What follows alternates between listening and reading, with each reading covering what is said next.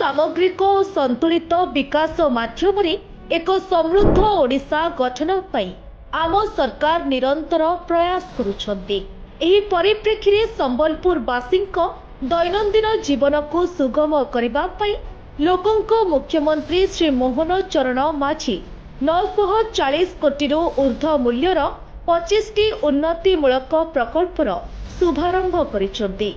एही अवसर रे माननीय मुख्यमंत्री 14 टी प्रकल्पर शुभ उद्घाटन करने सह 11 टी प्रकल्पर भित्ति प्रस्तर स्थापन करिसेंति। एथिरे रहिछि अत्याधुनिक trauma care centre, OPD building एवं सीएसएसटी बिल्डिंग जहां दुर्घटनाग्रस्त रोगी को तुरंत सठिक चिकित्सा जोगाई देव। सहरवासी परिवहन सेवा को सशक्त करबा पई 25 टी ई बस सह मोट 50 टी नोआ बस सेवा एवं नवनिर्मित आधुनिक बस टर्मिनाल रो शुभारंभ करा जायछि।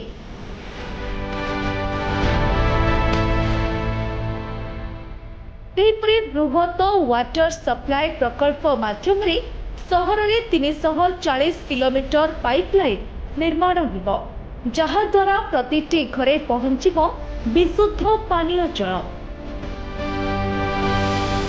सहित महानदी रिवरफ्रंट योजना को मुख्यमंत्री प्राथमिकता देछन्ति।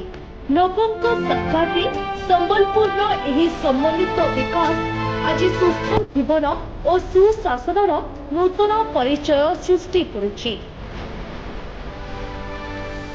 ओडिशार पश्चिमांचल प्राणकेन्द्र संबलपुर को भित्तिभूमि और सामाजिक प्रगति क्षेत्र में एक अग्रणी जिला भाव गढ़ी तोलिबा पई आम सरकार संकल्पबद्ध।